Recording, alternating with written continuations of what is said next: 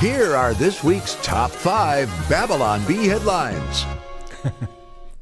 Okay, we picked our favorites. Katie has not seen them. And we're going to decide which one should be named Queen of the Hive, numero uno. Let's start with DOJ convicts Proud Boys of rioting for the wrong side. And it's got I like how it's got the January 6th versus Black Lives Matter Global Network Foundation riots that destroyed billions of dollars worth of property. Anyway, the next one is nation is torn between between being mad Biden never shows up for work and being glad he never shows up for work. Next, yep, I've got COVID, says Dr. Jill Biden, hitting self on forehead with knee hammer thing. Next, no one notices as Mitch McConnell replaced by cardboard cutout.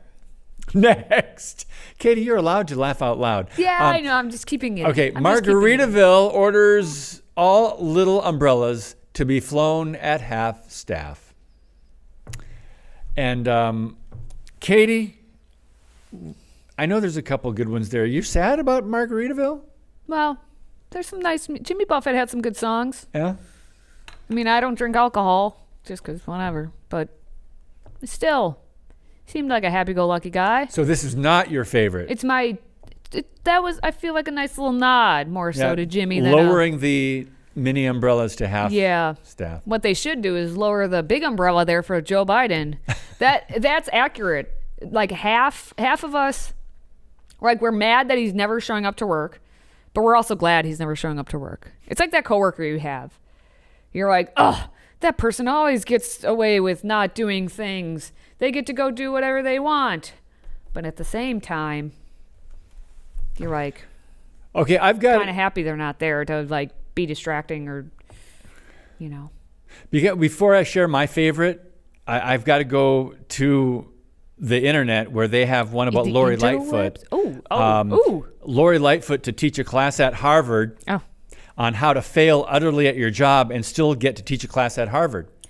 Question. That's how did they narrow it down to have her teach it? I mean, I don't know. Hillary was busy. She's over at Columbia now, I guess. She's teaching her class, but you could have had anyone teach that class. It's true. So I had to have it narrowed down to, because a couple of them almost made me laugh out loud.